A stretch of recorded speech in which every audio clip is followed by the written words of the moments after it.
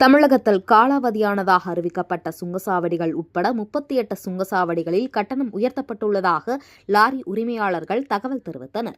இந்தியாவில் உள்ள தேசிய நெடுஞ்சாலைகள் மத்திய அரசின் நெடுஞ்சாலைத்துறை கட்டுப்பாட்டின் கீழ் செயல்பட்டு வருகிறது. இதில் நெடுஞ்சாலைகளை பயன்படுத்தும் வாகன ஓட்டிகளிடமிருந்து 67 சுங்கச்சாவடிகள் சுங்க கட்டணம் வசூலிக்க தனியார் நிறுவனங்களுக்கு நெடுஞ்சாலைகள் துறை ஆணையம் அனுமதி அளித்துள்ளது.